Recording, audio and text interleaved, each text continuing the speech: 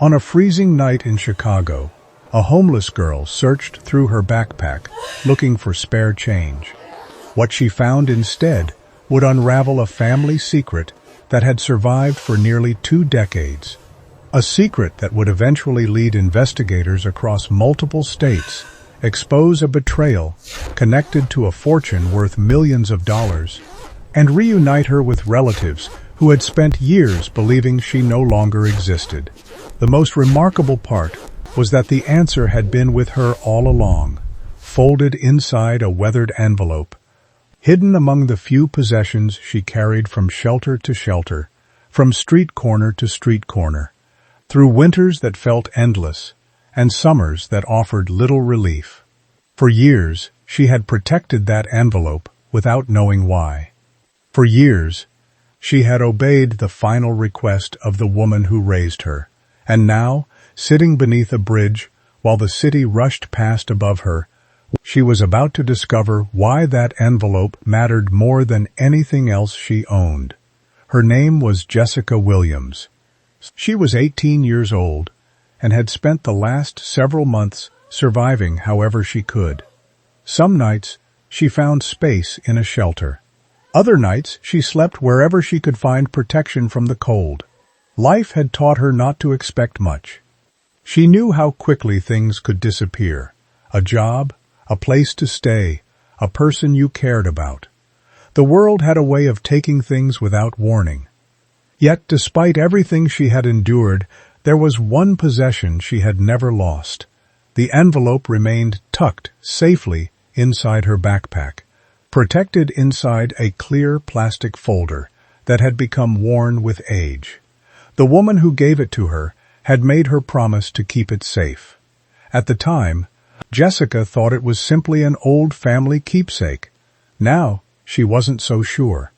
Before we go deeper into this story, let us know in the comments where you're watching from. We'd love to hear from you. And don't forget to hit that subscribe button so you never miss any of our upcoming videos. To understand how Jessica ended up sitting alone beneath that bridge, we need to go back nearly 20 years, long before she knew her own name, long before she understood that powerful people had been searching for answers connected to her existence. Long before a letter would change everything, the Whitfield family was one of the most respected families in the Midwest. Their influence stretched across multiple states. Commercial buildings, office parks, apartment developments, and investment properties had transformed the Whitfield name into a symbol of success. Charles Whitfield, the family patriarch, had spent decades building a business empire from almost nothing. Newspapers admired him. Business leaders respected him. Politicians sought his support. Yet, for all the wealth and recognition surrounding him, those closest to Charles often said there was only one thing he truly cared about: his family. Among his family members, nobody meant more to him than his daughter Olivia. Olivia Whitfield had grown up surrounded by privilege, but she never allowed wealth to define her. While many people expected her to eventually assume a leadership role within the family business, Olivia seemed drawn toward a different future. She cared more about experiences than appearances. She preferred meaningful conversations over formal events. She spent time volunteering, traveling, and exploring interests that had little connection to the corporate world she had inherited. Friends described her as compassionate and fiercely independent. Those qualities would eventually place her on a path that nobody around her could control. When Olivia met Daniel Brooks, she felt something she had never experienced before. Daniel was an artist struggling to establish himself. He had no connections to wealthy circles. He didn't own expensive suits. He didn't understand the world of boardrooms and business deals. Yet, he possessed a sincerity that immediately attracted Olivia. Their relationship developed quickly. They spent hours talking about dreams, fears, and ambitions. For the first time, Olivia felt understood not as an heiress, but as a person. Not everyone shared her enthusiasm. Some relatives questioned Daniel's motives. Others worried that he would never fit into the family's world. Conversations that began as concerns slowly evolved into disagreements. Disagreements became arguments. Tension grew steadily. Yet despite the pressure, Olivia refused to abandon the relationship. Then came the announcement that changed everything. Olivia was pregnant. For Olivia and Daniel, the news represented hope and excitement. They imagined a future together. They talked about raising a family. They discussed names, homes, and possibilities. But inside portions of the Whitfield family, the news triggered anxiety. Questions emerged regarding inheritance, succession plans, and future control of family assets. Some relatives welcomed the child. Others viewed the situation differently. The months that followed became increasingly complicated. Then, without warning, Olivia disappeared. One day, she was attending appointments and making plans for the future. The next day, nobody could reach her. Phone calls went unanswered. Messages remained unread. Meetings were missed. At first, people assumed she needed space. Then concern turned into alarm. Daniel reported her missing. The Whitfield family mobilized every resource available to them. Private investigators were hired. Reward money was offered. Search efforts expanded into neighboring states. Weeks passed without answers. Months passed without answers. Years passed without answers. Every lead ended in disappointment. Some witnesses claimed they had seen Olivia in distant cities. Others believed she had intentionally vanished. There were rumors of accidents, kidnappings, and secret relocations. None could be verified. No evidence conclusively explained what happened. The mystery only deepened with time. For Charles Whitfield, the disappearance became an obsession. He reviewed reports repeatedly. He met with investigators. He funded additional searches long after public interest faded. Every birthday and every holiday served as another painful reminder that his daughter remained missing. Eventually, most people accepted that the truth might never be discovered. But there was one person carrying information capable of changing everything. Her name was Margaret Hale. Margaret lived quietly on the outskirts of Chicago. She avoided attention and rarely discussed her past. To neighbors, she appeared ordinary. Few people knew she had once worked for families connected to powerful social circles. Even fewer knew she had crossed paths with Olivia Whitfield shortly before the disappearance. Margaret kept a secret for nearly 18 years. A secret she protected at enormous personal cost. A secret that shaped every decision she made. And that secret was sleeping under her roof. Jessica grew up believing Margaret was her grandmother. The older woman never corrected that assumption directly. Whenever questions about Jessica's parents surfaced, Margaret offered vague explanations. She would say they had passed away. She would say the past wasn't important. She would gently redirect the conversation elsewhere. As a child, Jessica accepted those answers. As a teenager, she became more curious. She noticed the absence of photographs. She noticed the lack of relatives. She noticed how uncomfortable Margaret became whenever certain topics emerged. Yet despite those observations, Jessica never pushed too hard. She loved Margaret, and Margaret loved her. Whatever secrets existed seemed less important than the bond they shared. Then, everything changed. When Jessica was 16, Margaret's health began to decline. Doctor's appointments became more frequent. Hospital visits increased. Treatments offered limited improvement. Over time, it became clear that Margaret was running out of options. During her final months, she seemed burdened by something she couldn't bring herself to discuss. Many nights, she sat silently staring through the window. Many mornings she appeared exhausted despite having slept. Several times Jessica caught her holding an old envelope while tears filled her eyes. Whenever Jessica asked about it, Margaret changed the subject. Then came the day neither of them could avoid.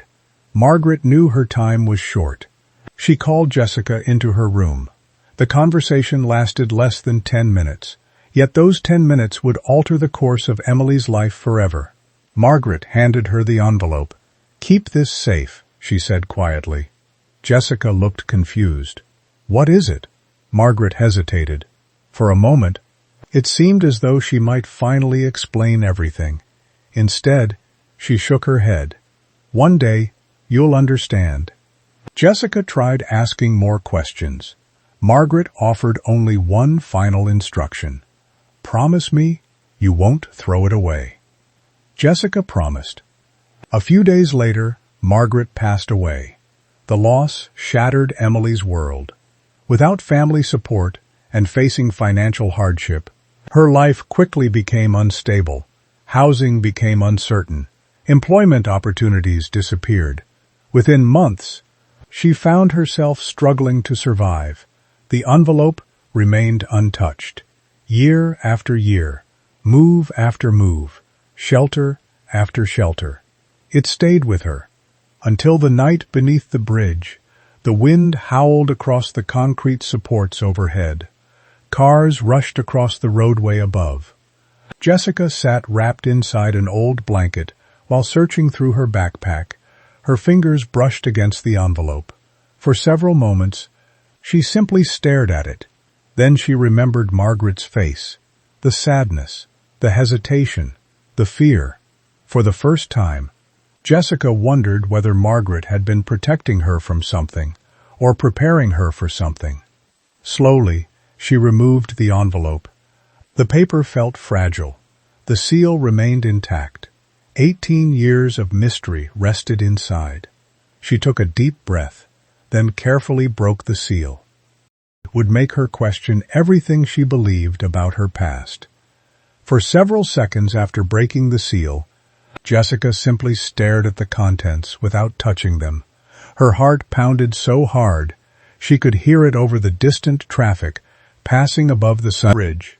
The envelope looked ordinary from the outside, but whatever Margaret had hidden inside had been important enough to protect for nearly 2 decades.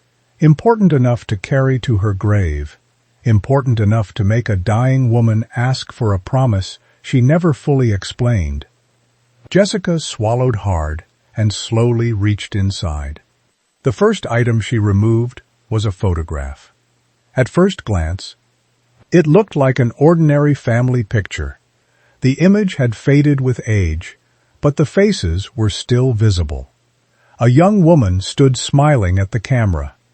She had long dark hair, bright eyes, and a warmth in her expression that immediately caught Jessica's attention. Beside her stood an older man in an expensive suit. Behind them was a massive estate, unlike anything Jessica had ever seen in real life. She turned the photograph over. Written in faded ink were the words, "Olivia and Dad, Summer." Nothing else. Jessica frowned.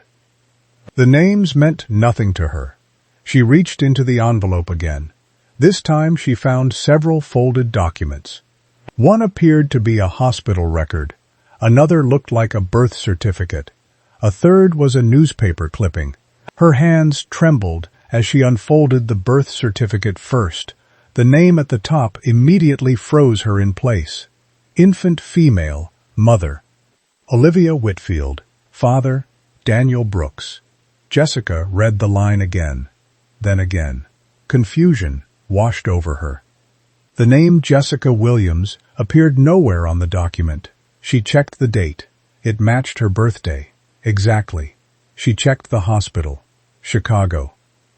The city where she had spent most of her life. Her breathing became shallow. None of it made sense. If this document was real, then Olivia Whitfield wasn't a stranger. She was her mother.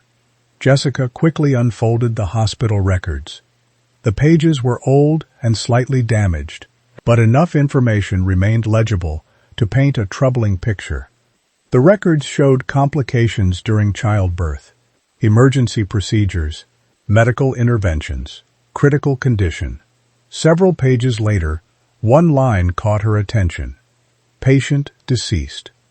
Jessica felt her stomach tighten. The woman in the photograph, the woman listed as her mother, had died shortly after giving birth. She looked back at the picture. For a long moment, she couldn't take her eyes off the smiling face. Every person spends part of their life wondering where they came from, wondering whose eyes they inherited, whose smile they carried, whose voice echoed inside their own.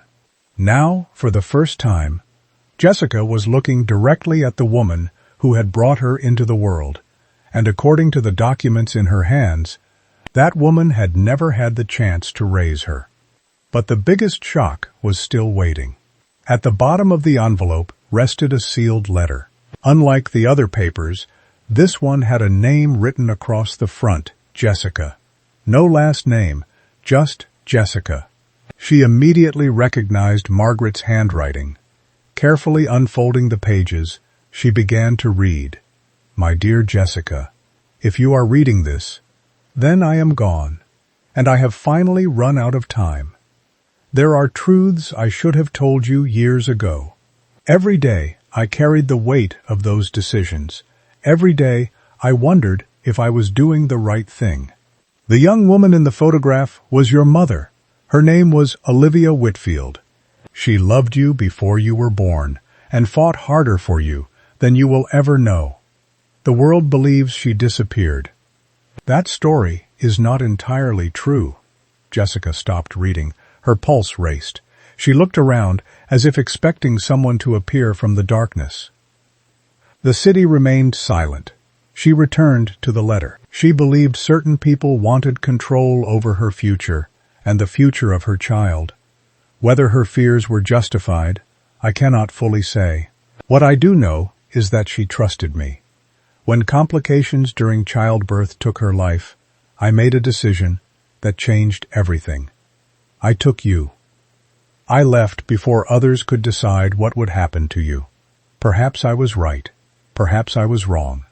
But I believed I was protecting you. Jessica's eyes widened. The words felt impossible. Margaret had taken her, not adopted her through official channels, not legally raised her through family arrangements. Taken her. The realization hit with enormous force. The life she remembered, the childhood she knew, the identity she carried, all of it rested upon a decision made by Margaret 18 years earlier. Jessica continued reading. The family never knew you survived. The world never knew you existed. I told myself I would reveal the truth someday. Then the years passed. Fear became habit, and habit became silence.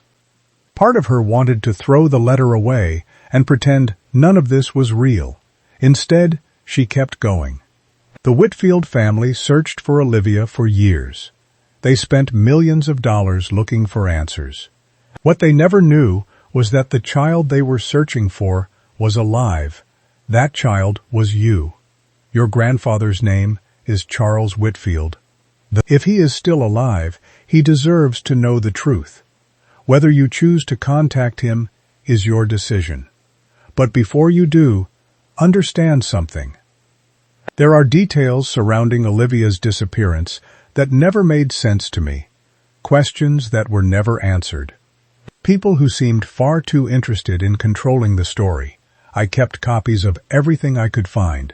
You will find them attached. Trust the evidence, not the rumors. Jessica stared at the final paragraph. Her grandfather, Charles Whitfield. The name sounded familiar. Very familiar. Then she remembered why. A few months earlier, while spending time in a public library to stay warm, she had seen a magazine featuring one of the richest businessmen in the Midwest. The cover had displayed a photograph. The man's name was Charles Whitfield, the same name written in the letter. the same man standing beside Olivia in the photograph. Jessica quickly searched through the remaining papers. More newspaper clippings appeared, old articles, missing person reports, family statements, reward announcements, investigation updates. One headline immediately caught her attention. Whitfield family offers $5 million reward in daughter's disappearance. Another article showed Charles Whitfield speaking at a press conference. The expression on his face wasn't that of a wealthy businessman. It was the expression of a father searching for his child. Jessica suddenly realized something that left her speechless. While she had spent years believing she was completely alone, someone had been looking for answers about her existence for nearly her entire life. Her eyes moved toward another newspaper clipping. This one was different. It described several unusual developments in the original investigation. Witnesses whose statements contradicted one another. Records that had disappeared. Timeline discrepancies. Investigators who quietly left the case. The article ended with a question that had never been answered. Was Olivia Whitfield's disappearance truly voluntary? Or had someone influenced events behind the scenes? Jessica folded the clipping slowly. Margaret's warning echoed inside her mind. There are details surrounding Olivia's disappearance that never made sense to me. Jessica began to suspect there was more to this story than a simple family tragedy. Much more. The cold no longer bothered her. The traffic overhead faded into the background. Every thought focused on one question. If the documents were genuine, why had nobody ever found her? The Whitfields had money, resources, investigators, lawyers, connections. How could an entire family search for nearly 2 decades and never discover the truth? The answer seemed impossible. Unless someone had worked very hard to keep the truth hidden, Jessica carefully returned every document to the envelope. Sleep was impossible now. Her life had changed forever. By sunrise, she had already made a decision. She would verify every word in Margaret's letter, every document, every claim, every clue. And if the evidence pointed to the same conclusion, she would do something she never imagined possible. She would contact the Whitfield family. What Jessica didn't know was that the moment she made that decision, events already set in motion 18 years earlier were about to collide with the present, and somewhere far from the bridge where she sat, a powerful man was about to receive the first clue that his missing daughter's story had never truly ended. By the time the first light of morning appeared over Chicago, Jessica had not slept for a single minute. She sat exactly where she had been hours earlier, the envelope resting in her lap, her thoughts racing faster than she could organize them. Every few minutes, she would pull out one of the documents and read it again, hoping she had misunderstood something. Each time, the same names stared back at her. Olivia Whitfield, Daniel Brooks, Charles Whitfield. The evidence wasn't changing. If anything, the more she examined it, the more convincing it became. For 18 years, she had believed she knew who she was. Now she wasn't sure she knew anything at all. As the city slowly came to life around her, Jessica packed the documents away and made her way toward the downtown public library. It had become a familiar refuge over the years. It was warm, quiet, and offered something she desperately needed at that moment: access to information. She found an empty computer terminal and immediately began searching. The first result that appeared nearly took her breath away. There was Charles Whitfield, older now than he appeared in the photograph she had found, but unmistakably the same man, the same eyes, the same face, the same powerful presence. Article after article appeared. Business awards, philanthropic donations, corporate acquisitions, charitable foundations. Yet what caught Emily's attention most weren't the business stories, it was the repeated references to Olivia. Even after all these years, reporters occasionally mentioned the disappearance that had become one of the most talked-about unsolved family mysteries in the region. Jessica opened every article she could find. Hours passed. The deeper she searched, the more unusual the story became. Official reports suggested Olivia had vanished voluntarily. Several articles implied she may have left to start a new life elsewhere. Some reports even suggested she abandoned her family entirely. But those explanations immediately conflicted with the documents Margaret had preserved. Why would a woman preparing for childbirth suddenly abandon everything? Why would she disappear without contacting Daniel? Why would she leave behind financial resources, family support, and future plans?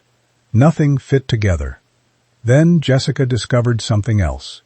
A much older article published shortly after Olivia's disappearance. Unlike the later reports, this article included details that eventually disappeared from public coverage. One section described disagreements among investigators regarding witness statements. Another referenced an unidentified woman seen visiting Olivia shortly before she vanished.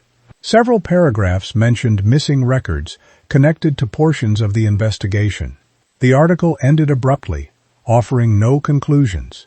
Jessica frowned. She searched for follow-up reports. There weren't any.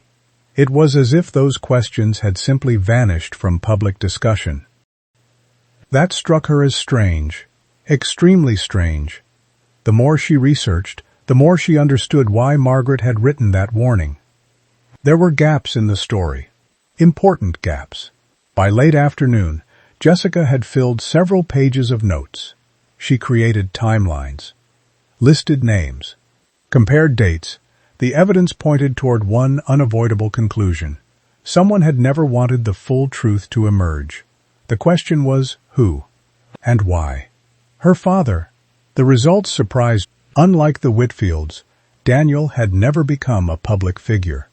Information about him was limited, but one article immediately caught her attention. The headline was nearly 17 years old. Local artist dies in traffic accident. Jessica opened the article. Her eyes moved quickly across the page. The report described a fatal collision that occurred less than a year after Olivia's disappearance. Daniel Brooks had died at 28 years old. No spouse listed. No surviving children. No mention of Olivia. No mention of a daughter. Jessica sat motionless. The realization hurt more than she expected. She had spent years believing she had no parents because they had abandoned her. Now she was discovering something very different. According to the evidence in front of her, neither parent had chosen to leave her. One had died shortly after childbirth. The other had died while desperately searching for answers. For several moments, she stared at the screen, then quietly closed her eyes. The sadness hit her in waves. Not because she remembered them. She couldn't. But because she was beginning to understand how much had been taken from all of them. Her mother never got to raise her. Her father never knew she survived, and she never got the chance to know either of them. When Jessica finally left the library, she carried something she hadn't possessed in years: purpose. For the first time, she wasn't simply trying to survive another day. She was searching for the truth, and that truth was leading her toward Charles Whitfield. The next morning, she stood outside a coffee shop, studying a number she had written on a piece of paper. It belonged to the Whitfield Foundation. After nearly 20 minutes of hesitation, she finally dialed. The phone rang twice. Then a woman answered. "Whitfield Foundation. How may I direct your call?" Jessica almost hung up. Her throat tightened. Her hands trembled. For a moment, she couldn't speak. Then she forced the words out. "My name is Jessica Williams. Jessica Williams." A pause. "I think I have information about Olivia Whitfield." Silence. Complete silence. The woman on the other end seemed unsure how to respond. Finally, she spoke. "Could you repeat that?" Jessica took a deep breath. I have documents, birth records, letters. I think they may be connected to Olivia Whitfield. The response was immediate. Please hold. Seconds later, another voice appeared. Then another. Questions followed rapidly. Where did the documents come from? How long had she possessed them? Could she provide copies? Could she meet with someone? Jessica answered carefully. She revealed only enough information to establish credibility. Nothing more. The conversation lasted nearly 40 minutes. By the time it ended, a meeting had been arranged. 2 days later, at a law office representing the Whitfield family. As she hung up the phone, a strange feeling settled over her. Excitement mixed with fear. Hope mixed with uncertainty. What if they didn't believe her? What if the documents were somehow wrong? What if she had misunderstood everything? Those doubts followed her throughout the next 48 hours. Then the day finally arrived. The law office occupied several floors of a glass tower overlooking downtown Chicago. Jessica felt completely out of place walking through the lobby. Her clothes were simple. Her shoes showed signs of wear. The people around her looked polished and successful. For a moment she considered leaving. Then she remembered Margaret. She remembered the envelope. She remembered the years spent wondering who she was, and she kept walking. A receptionist guided her into a conference room. 2 attorneys entered shortly afterward. Neither wasted time. They reviewed the documents carefully, examined the birth certificate, studied the hospital records, read Margaret's letter. As the meeting continued, their expressions gradually changed. Professional curiosity became genuine concern. Concern became visible shock. One attorney eventually leaned back in his chair. We need to verify all of this. Jessica nodded. I understand. The attorney glanced toward his colleague, then back toward Jessica. If these documents are authentic, this could change everything. Hours later, after additional questions and document scans, the meeting finally ended.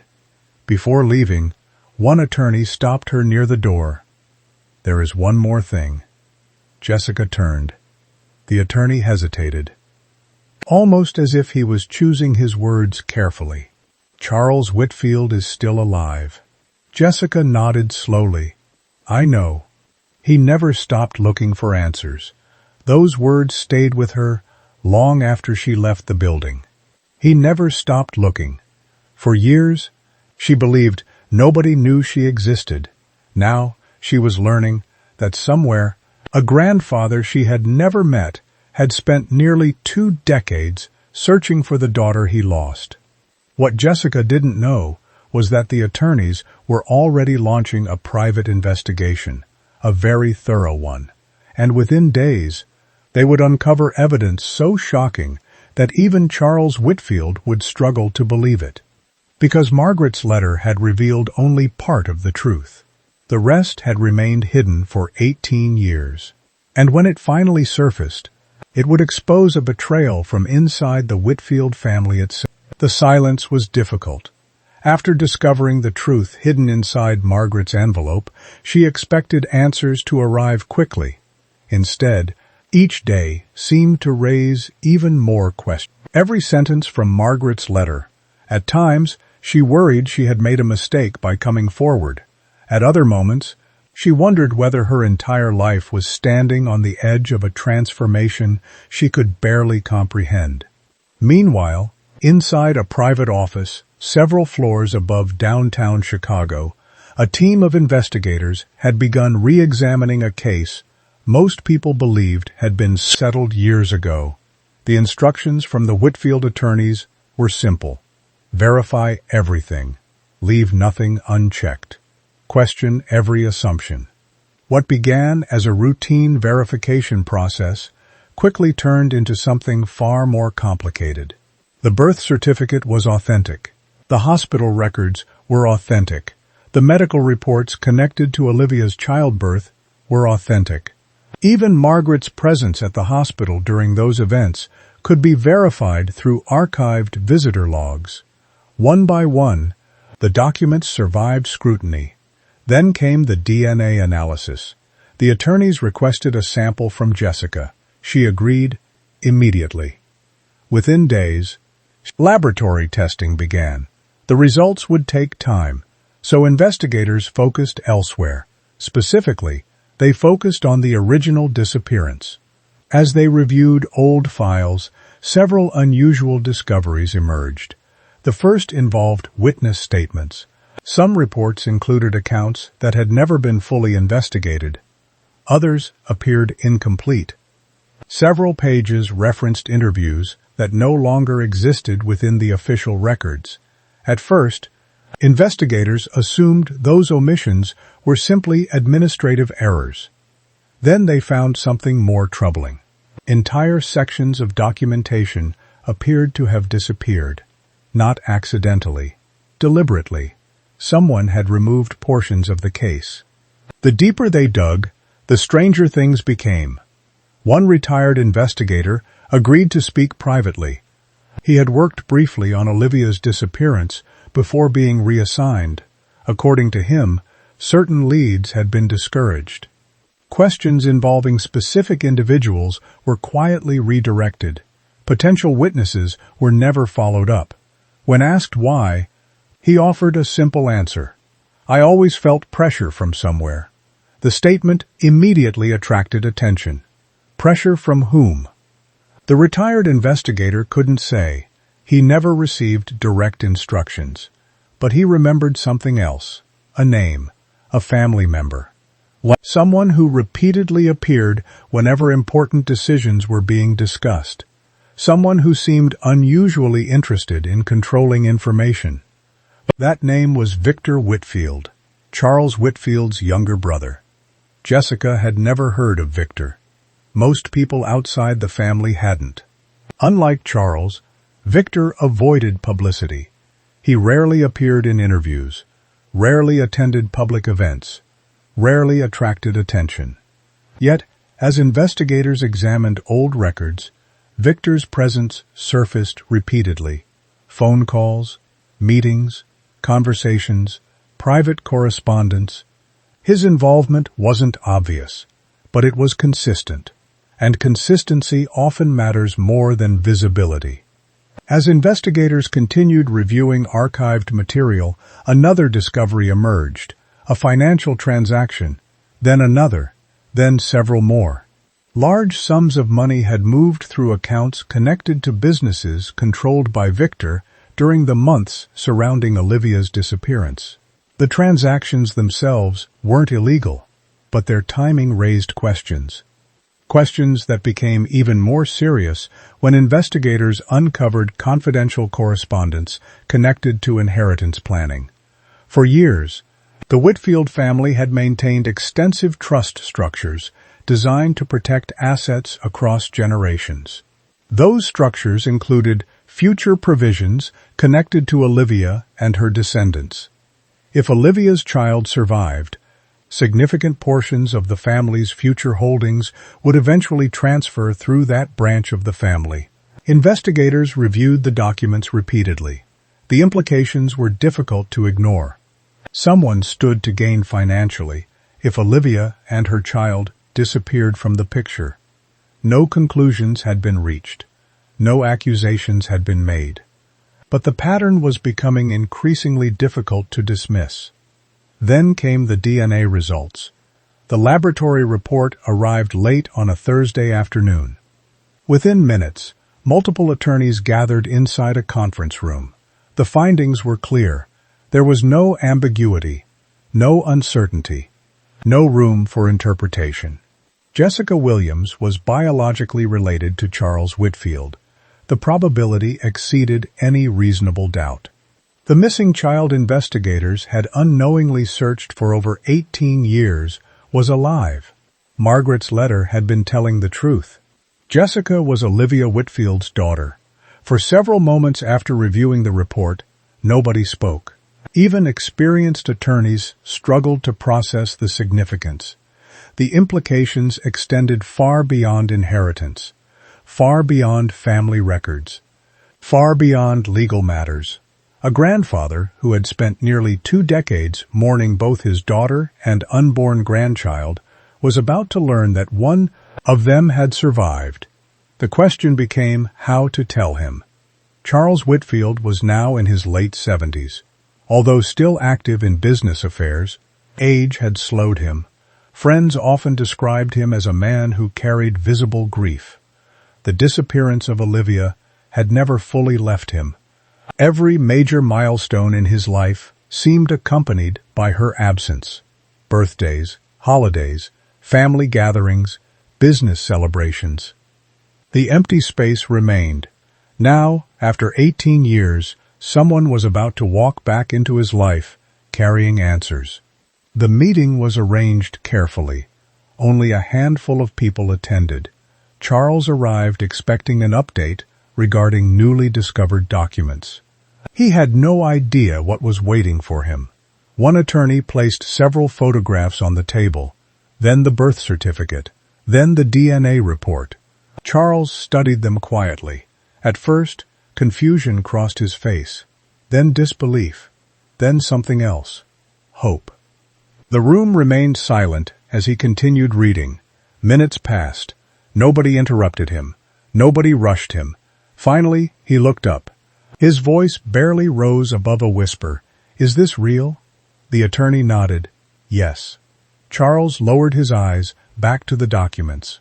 For a long moment, he simply stared. Then tears appeared. The same man who had negotiated billion-dollar deals. The same man who had built an empire. The same man newspapers described as one of the region's most influential business leaders, sat quietly crying over a collection of papers. Not because of money, not because of reputation, because after 18 years he finally knew what happened to his grandchild. Or at least part of the story. "What is her name?" he asked. "Jessica." A faint smile appeared through the tears. "Jessica," he repeated it again. As though saying the name somehow made the reality easier to believe. For the first time in years, something had broken through the grief. Hope. Real hope. Yet even as that emotional moment unfolded, investigators were uncovering evidence suggesting the story was far from over. Because while DNA had answered one question, it raised another. If Olivia truly died during childbirth, and if Margaret truly took Jessica afterward, why did Victor Whitfield spend years discouraging certain investigative leads? Why did important records disappear? Why did witnesses go unheard? And why did newly uncovered documents suggest that Victor knew far more than he had ever admitted? The answers arrived unexpectedly, hidden inside storage boxes forgotten for nearly 2 decades. Boxes containing correspondence never intended to be seen again. Inside them, investigators found letters, memos, personal notes, and one particular document that changed everything, a document suggesting Olivia had tried to contact her father shortly before her death. A document proving someone intercepted that communication, someone close to the family, someone with access, someone trusted. When investigators identified whose initials appeared on the records, the room fell silent, because for the first time, they weren't dealing with speculation anymore. They were dealing with evidence, and that evidence pointed directly toward Victor Whitfield, the same man who had spent 18 years insisting he wanted answers, the same man who had publicly supported the family's search efforts, the same man who appeared repeatedly throughout the investigation. What investigators would uncover next would expose a betrayal so devastating that it would shake the entire Whitfield family. And for Jessica, it would reveal that the tragedy surrounding her mother wasn't simply a story about loss. It was a story about choices. Choices made by people she had never met. Choices that altered the course of her entire life. The discovery of the forgotten storage boxes changed the direction of the entire investigation. Until that point, investigators had been working with fragments, a birth certificate, hospital records, DNA results, Margaret's handwritten letter. Together, those documents had established one extraordinary fact. Jessica Williams was Olivia Whitfield's daughter, but they still didn't explain why so many important details had remained hidden for nearly 2 decades. Now, for the first time, investigators were finding pieces of the puzzle that had never appeared in official records. The storage boxes had been sitting inside a climate-controlled archive owned by one of the Whitfield family's former legal firms. Years earlier, thousands of documents connected to various business matters had been transferred into storage. Most had never been reviewed again. Buried among those records was a folder labeled simply Personal Correspondence. At first glance, it appeared unimportant. Then investigators opened it. Inside were copies of letters exchanged during the months leading up to Olivia's disappearance. Most were ordinary: family discussions, travel plans, medical appointments, financial matters. But one document immediately stood out. It was dated less than 3 weeks before Olivia gave birth, and it had never been delivered. The letter was addressed to Charles Whitfield, Olivia's father. The contents stunned everyone who read it. In the letter, Olivia described feeling isolated and increasingly concerned about certain conversations occurring within the family. She wrote about pressure she didn't fully understand. She mentioned disagreements involving future inheritance arrangements. She referenced meetings she was never invited to attend, but frequently heard discussed.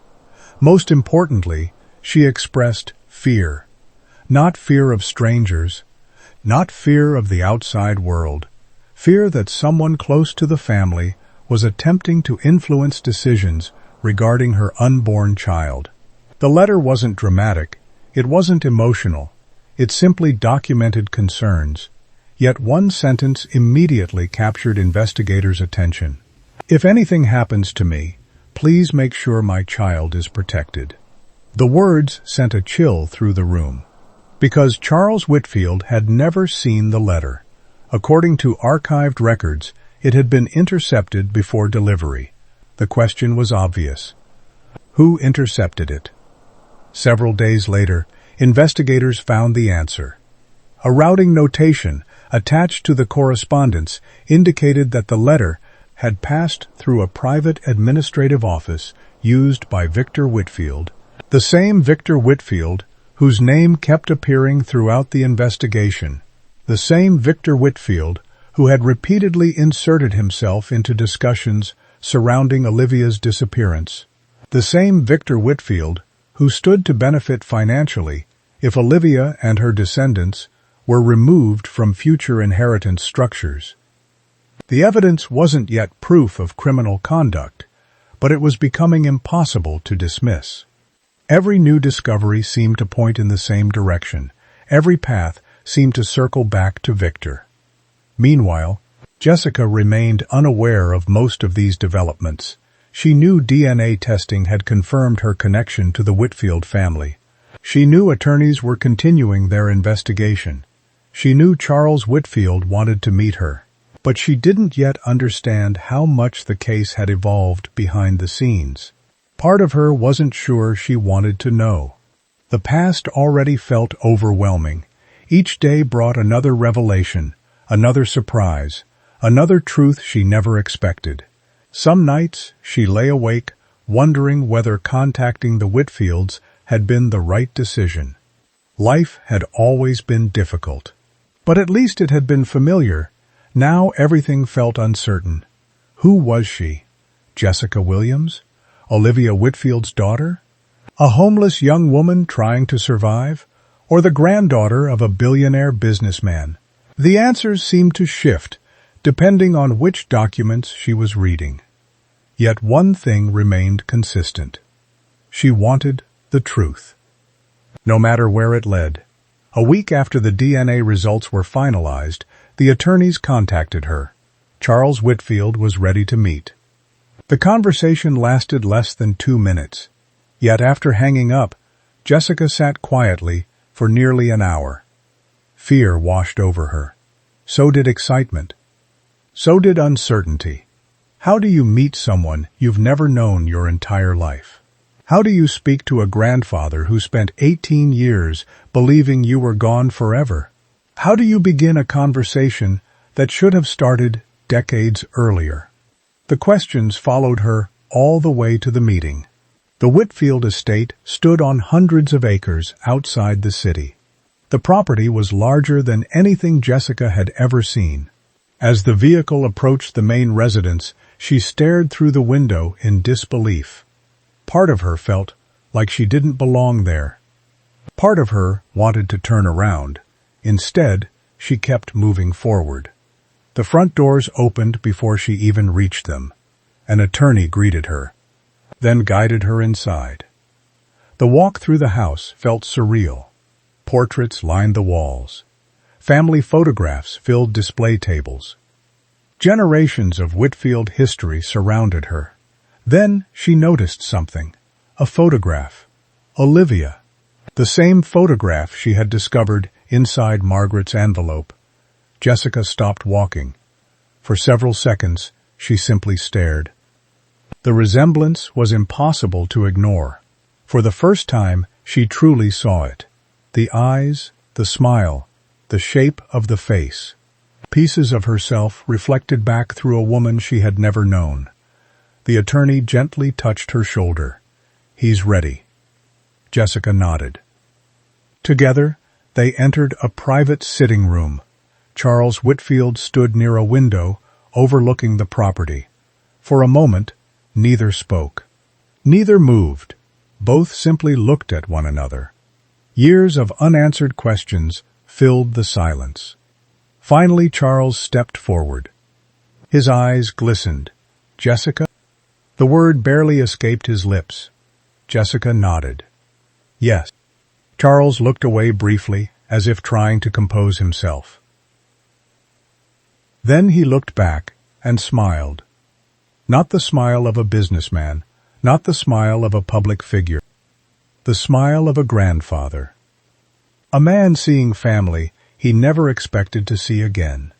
The emotions that followed were impossible to contain. Tears appeared, almost immediately. Neither knew exactly what to say. How could they? 18 years had been stolen from both of them. No conversation could recover that time. No explanation could erase the loss. Yet somehow, despite the awkwardness and uncertainty, a connection formed almost immediately.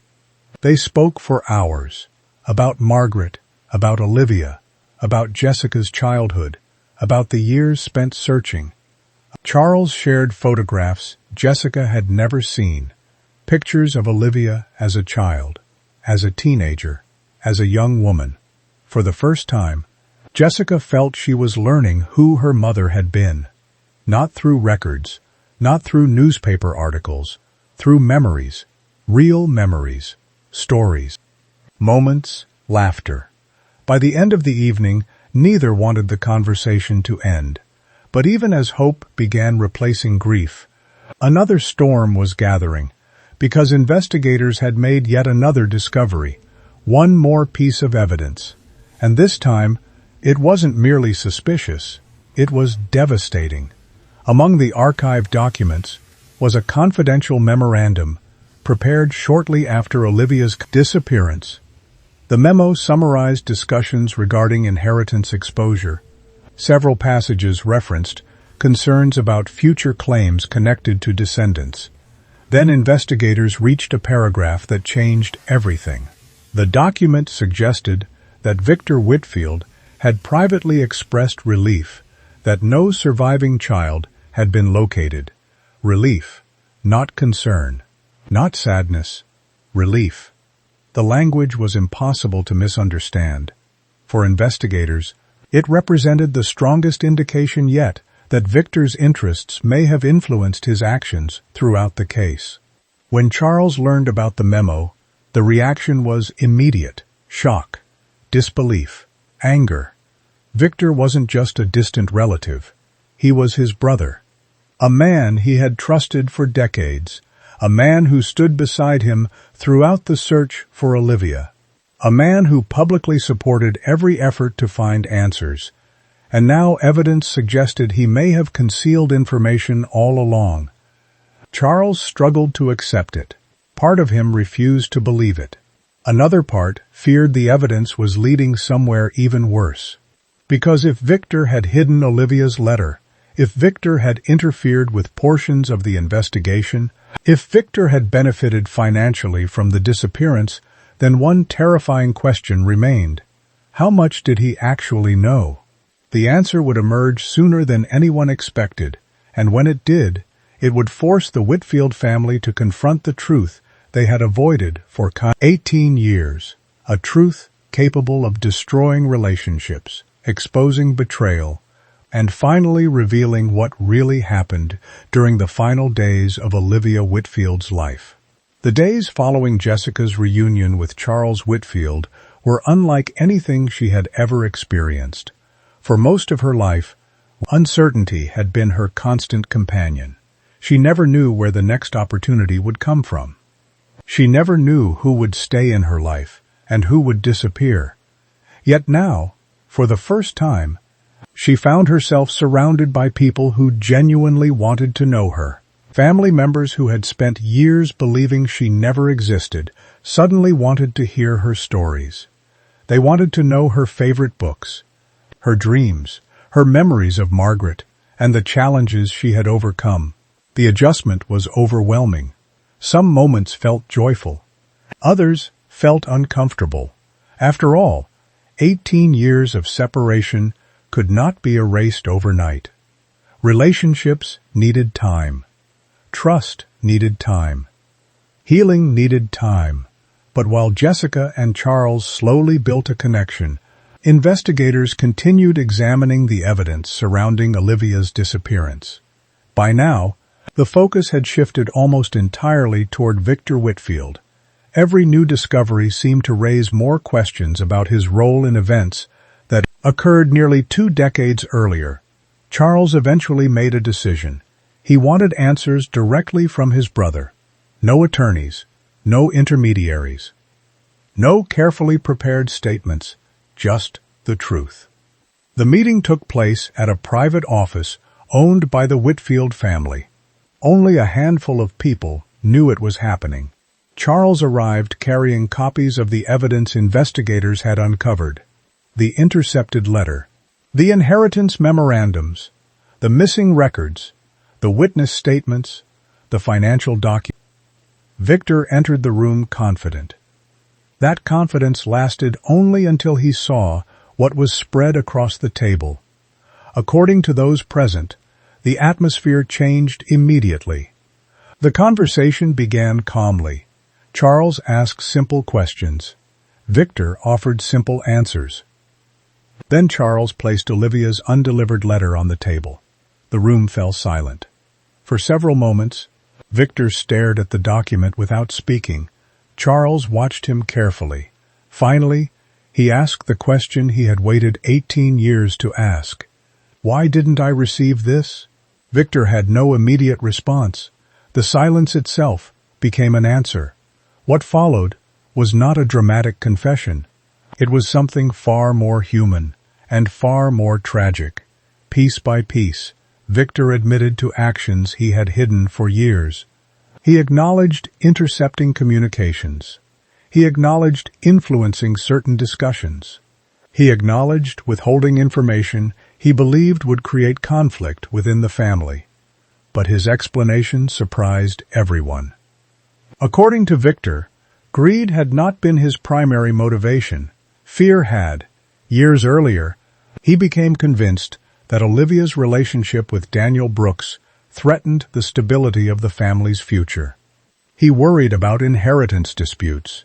He worried about business complications. He worried about conflicts that might divide future generations. In his mind, he believed he was protecting the family. The problem was that protecting the family had gradually become controlling the family. And controlling the family had led him to make decisions that were never his to make. When Olivia expressed concerns, he dismissed them. When questions emerged, he redirected them. When opportunities to reveal information appeared, he convinced himself silence was the better option. Each decision seemed small at the time, yet together they created consequences that lasted nearly 2 decades. The most shocking revelation involved Olivia's final months. Investigators eventually determined there was no evidence that Victor directly caused Olivia's death. The hospital records remained clear. Medical complications following childbirth were responsible. But Victor's actions had contributed to the confusion that followed. By controlling information, delaying communications, and interfering with certain inquiries, he helped create a version of events that prevented the truth from emerging. A truth that could have reunited Jessica with her family years earlier. When the meeting ended, nobody felt victorious. There was no celebration, no satisfaction, only sadness. Because everyone understood the same painful reality. The damage had already been done. Olivia was gone. Daniel was gone. 18 years had been lost. Nothing could change that. The weeks that followed brought public attention. News organizations reported on the discovery of Olivia's daughter. Journalists revisited the old case. Former investigators spoke openly about unanswered questions. The story spread across the country. Many people focused on the wealth. Others focused on the family conflict. But those closest to the situation understood that the real story wasn't about money at all. It was about time. Lost time. A grandfather missing 18 years with his granddaughter. A daughter growing up without knowing her family. A mother whose final wish was never fulfilled. And a woman named Margaret Hale, who spent nearly 2 decades carrying a burden she believed was necessary. As public interest grew, Jessica found herself facing choices she never expected. Some people assumed she would immediately embrace a life of luxury. Others assumed she would pursue legal claims and financial settlements. The reality was far simpler. Jessica wanted something money couldn't buy. She wanted belonging. She wanted answers. She wanted a chance to build relationships that should have existed from the beginning. Charles understood that. Perhaps because he wanted the same thing. Over time, they grew closer. He shared stories about Olivia. She shared memories of Margaret. Together, they filled gaps in each other's lives. One afternoon, several months after their first meeting, Charles handed Jessica a photo album. Inside were hundreds of photographs documenting Olivia's life. School pictures, family vacations, birthday celebrations, graduation ceremonies. Small, ordinary moments that might seem insignificant to outsiders. Jessica spent hours turning pages, laughing, crying, smiling. For the first time, her mother felt real. Not a name on a birth certificate, not a face in a photograph. A person, a daughter, a dreamer. Someone who had loved her before she was even born. Near the back of the album, Jessica discovered something unexpected. A handwritten note. It had been written by Olivia during her pregnancy. The note described hopes for the future, dreams for her child, simple wishes, health, happiness, opportunity, and one final sentence. If my child ever reads this someday, I hope she knows she was loved from the very beginning. Jessica read the line repeatedly, then quietly closed the album. For a long moment, she simply sat there, thinking about everything that had happened. The bridge, the envelope, the letter, the investigation, the reunion, the years of uncertainty, and the remarkable chain of events that brought her to that moment, all because she chose to open an envelope she had carried for years. Months later, Jessica visited Margaret's grave. It was a simple headstone, nothing extravagant, nothing attention-grabbing, just a quiet place where a woman who carried an impossible secret had been laid to rest. Jessica stood there holding fresh flowers. For a long time, she said nothing. Then she spoke softly, not because she expected an answer, but because some words needed to be spoken. "Thank you." The wind moved gently through the trees. The cemetery remained silent. Yet somehow, Jessica felt at peace. Margaret's decisions had been imperfect, complicated, controversial, but they came from love, and despite everything, they eventually led the truth back into the light. As Jessica walked away, she realized something important. The letter had not simply reunited her with a wealthy family. It had reunited her with herself, her history, her identity, her place in a story she never knew she belonged to. And perhaps that's why stories like this resonate with so many people, because deep down, everyone wants to know where they belong. Everyone wants to know that their life matters. Everyone hopes that even after years of confusion, loss, or uncertainty, answers can still be found. Jessica's journey began with an old envelope hidden inside a backpack, a piece of paper most people would have ignored. Yet inside that envelope was the power to transform an entire family's future, the power to heal old wounds, the power to reveal the truth, and the power to bring people home. If you discovered a letter that could change everything you believed about your life, would you open it? And do you think Margaret made the right decision all those years ago? Let us know your thoughts in the comments below. And if this story touched you, don't forget to subscribe so you never miss our next incredible story. Because sometimes the smallest secrets create the biggest discoveries. And sometimes the answers we spend a lifetime searching for have been beside us all along.